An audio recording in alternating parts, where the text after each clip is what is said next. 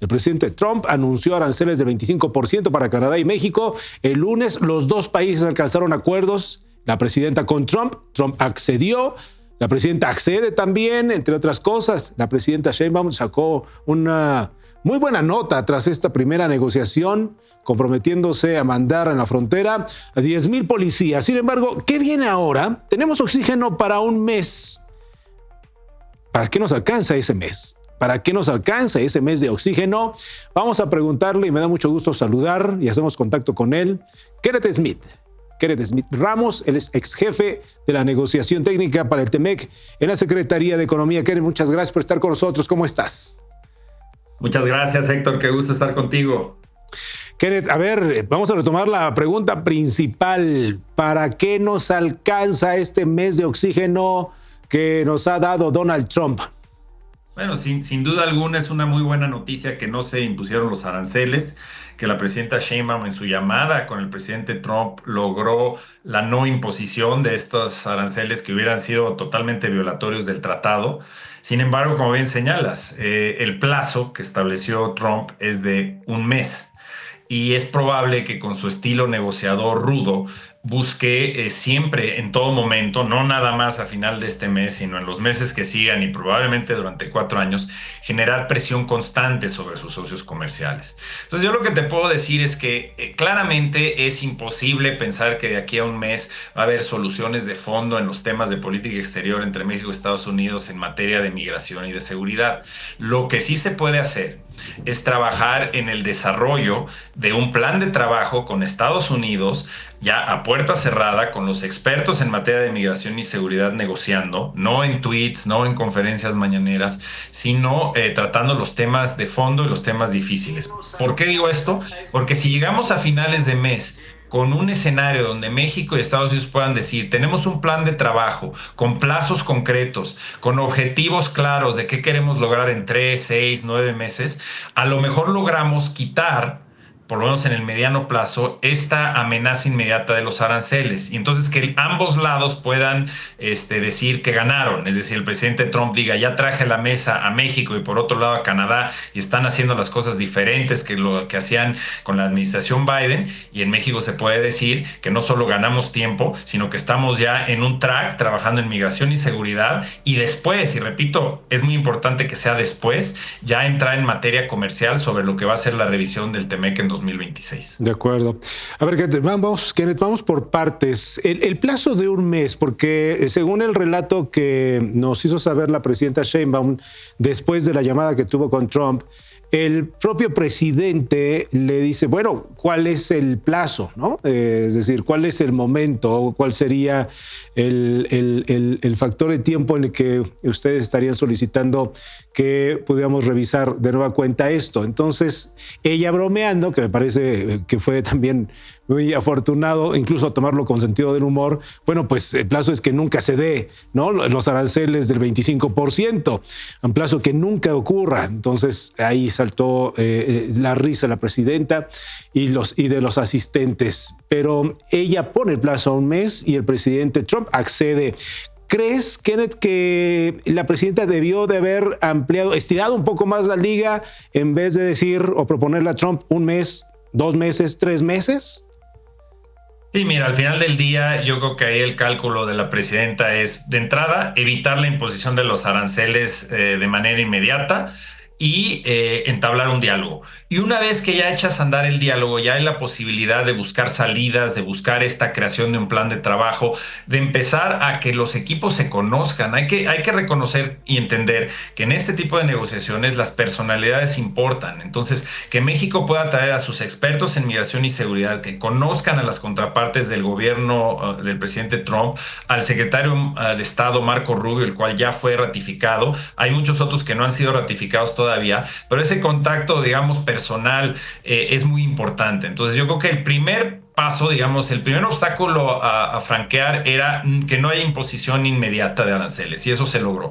Ahora viene la parte más compleja, que es en este diálogo, qué es lo que México pone sobre la mesa como propuesta de cómo está modificando, digamos, su política migratoria, su política de seguridad con respecto a lo que se hacía en el sexenio anterior. Y por otro lado, también no es nada más una postura defensiva, es también que México ponga sobre la mesa qué es, en opinión de México, lo que Estados Unidos tiene que hacer para lidiar con esta responsabilidad compartida. Un ejemplo claro, en materia de seguridad, la presidenta dijo que Estados Unidos se compromete a reducir el tráfico de armas de Estados Unidos hacia México. En estas conversaciones se tiene que también decir cuál es el plan de Estados Unidos para lograrlo, cuál es el plan para combatir el lavado de dinero o los cárteles que están operando en Estados Unidos. Por eso digo que estas discusiones de temas muy sensibles se tienen que dar a puerta cerrada, obviamente informándole a los presidentes, pero tratando de llegar a acuerdos paso por paso. Entonces sí, hay un mes para dialogar. Inclusive hay que estar conscientes que aunque hay avances concretos, digamos, a nivel de la trinchera, a nivel de la negociación, Trump puede, por razones políticas, ponerse rudo nuevamente. Es decir, no hay que echar campanas al vuelo. Por ninguna razón o alguna razón de algo que haya visto en Fox News, puede él decidir: voy a ser doblemente rudo con México y con Canadá y nuevamente hacia finales de febrero generar una crisis, porque ese es su estilo. Hay que separar el ruido político de lo que esté pasando en la negociación y tomarlo paso por paso. De acuerdo. Hablando del tema de seguridad, Kenneth, y la insistencia del gobierno de Trump, Marco Rubio también recientemente insistiendo en que los cárteles de la droga, el crimen organizado está involucrado. Ya no lo menciona directamente el gobierno federal, sino en algunos gobiernos, ¿no?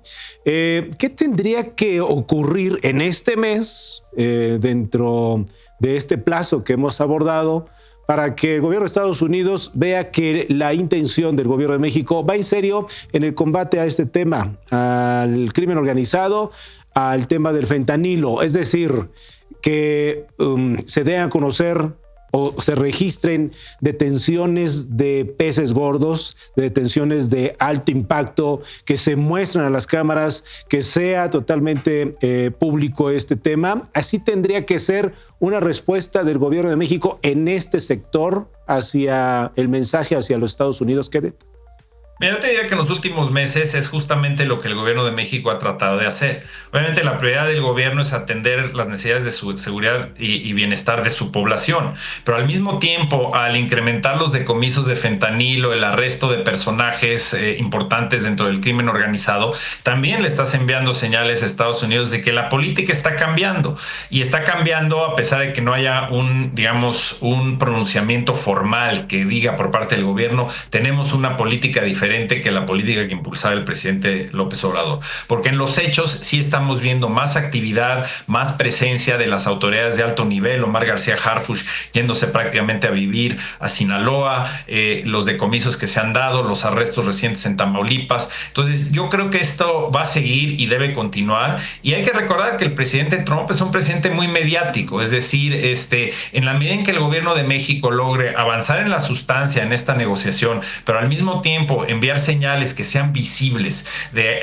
digamos, decomisos, arrestos, etcétera, pues eso ayuda a ir eliminando algo de la presión. Pero al final de cuentas hay que estar conscientes que el presidente Trump es muy volátil y en todo momento va a tratar de mantener la presión a un alto nivel. Y yo lo que creo que es muy importante también es evitar que se mezcle en esta discusión de migración y seguridad cualquier discusión sustantiva sobre la revisión del TEMEC en 2026. Se hablaba de una mesa de comercio que se está estableciendo entre México y Estados Unidos. Yo tengo dos preguntas. ¿Canadá está en esa mesa? Porque si vamos a hablar de temas de comercio, mi opinión es que el único tema de comercio en este momento es que no se impongan los aranceles. Más adelante en el año, y conforme se preparen ya, digamos, las mesas de trabajo específicos sobre la revisión del 2026, ahí hay que entrar en materia y hay que hacerlo de manera trilateral. Pero no debemos dejar que Trump trate de negociar al vapor y de manera simultánea migración, seguridad y comercio. De acuerdo. Es que como van las cosas, Kenneth, estamos viendo a Trump, ya lo veíamos venir, 2.0, ¿no? Reforzado, como quieras llamarle, pero las medidas que están haciendo ahora con los trabajos que está haciendo Marco Rubio en los lugares donde ha visitado, la presión que le hizo a Panamá para el tema de China, que si bien me gustaría conocer tu opinión, ¿qué debe de hacer México con China ahora bajo la presión de Donald Trump? O sea, parece imparable en estos primeros días Donald Trump y su gobierno, no solamente para México, para la región y para el mundo, Kenneth. Sí, sobre el primer tema que señalas, es claro que Trump 2.0 viene más rudo en materia de política exterior y vemos un cambio, yo creo, sustantivo y hasta cierto punto peligroso o preocupante, que es un intervencionismo activo en temas internacionales. Exacto. Es decir, algo que no vimos en Trump 1.0, que era más bien cerrarse, rechazar los organismos y acuerdos internacionales, ver hacia el ombligo. Aquí lo que estamos viendo es amenazas fuertes y graves, simplemente por el hecho de hacer esas amenazas generas disrupción, de tomar el canal de Panamá, de anexar Canadá, que es prácticamente un chiste, pero que no es tan chistoso para los canadienses, el tema de Groenlandia. Simplemente el día de ayer habla de expulsar a la población árabe de la Franja de Gaza, o sea, temas que son gravísimos. Y en su estilo, estoy seguro que el 95% de esto que señala jamás va a suceder. Lo que él busca es llevarte al borde del precipicio para obtener una serie de concesiones. Ya lo está haciendo Panamá, cancelándole concesiones a China, bloqueándoles el acceso, sin necesidad de que haya en algún momento una intervención militar. Pero hay mucho más activismo en ese sentido y mucha más presión sobre los socios, y eso me lleva al tema de China, porque sin duda una de las grandes obsesiones de Estados Unidos, además del déficit comercial con México y Canadá y otros países, es la presencia de producto chino en Norteamérica y sobre todo las inversiones futuras que piensan hacer en sectores que Estados Unidos considera que son esenciales para su seguridad nacional. Entonces ahí México tiene que tejer fino, acordando con Estados Unidos y Canadá, yo creo, un programa activo y agresivo, por así llamarlo, de combate a las prácticas desleales, no solo de China, sino de otras partes del mundo, y hacer este combate a prácticas desleales de manera conjunta, es decir, los tres países juntos, no en lo individual como se viene haciendo. Pero por otro lado, la real, digamos, solución para competir con China con éxito, tanto para Estados Unidos como Canadá y México, es tener una Norteamérica unida, es decir, eliminar las barreras que todavía existen en Norteamérica y pisar el acelerador en la integración económica, porque eso es lo que nos hace más fuertes y más competitivos. Va a ser difícil convencer a la administración Trump con su nacionalismo económico de que este es el camino hacia el futuro, pero yo creo que ese es el argumento más fuerte que tiene México. La economía estadounidense necesita la economía mexicana para competir en el mundo. Ahora, hay un punto que también está en el escenario y la pregunta conducente, Kenneth, a ver, ¿cómo nos puedes asesorar para irlo entendiendo? La gente que entiende de leyes menciona, ¿cómo es posible que Trump se atreva tanto? No vamos tan lejos de lo que está ocurriendo con México, transgrediendo el tratado, el TEMEC, el tratado comercial entre México, Estados Unidos y México, Canadá, México y Estados Unidos. ¿Cómo es posible que le valga un comino a Trump este tipo de temas, imponga, presione, que no hay nadie que le pueda poner orden? ¿Esto es posible? ¿No es posible? ¿En qué momento de la historia estamos, Kenneth? Claro, lo que mencionas es sumamente importante. Parte del daño colateral muy grave, creo yo, de esta política comercial, esta política exterior de Estados Unidos, es que está rápidamente perdiendo credibilidad como un socio comercial confiable y como un aliado en temas de geopolítica. Porque si nunca sabes dónde estás parado con Trump y si Estados Unidos abiertamente señala que no va a cumplir con sus compromisos internacionales, entonces esa credibilidad que se pierde genera una incertidumbre terrible para los mercados, para los inversionistas, pero también en materia de seguridad, tanto seguridad regional, seguridad económica, seguridad alimentaria, y eso es algo que te puedo decir que ya en ciertos círculos en Estados Unidos está permeando.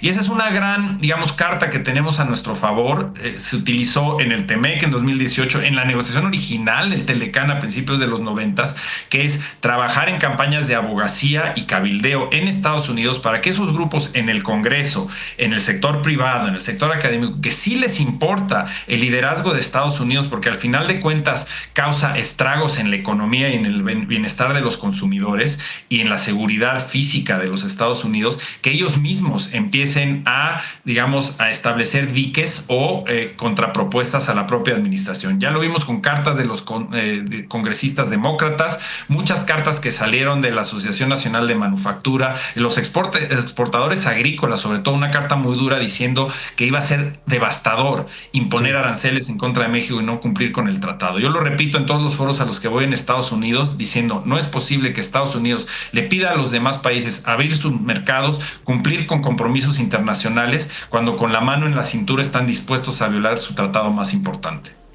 Pues esto, Kenneth, parece que a Trump no le importa, ¿no?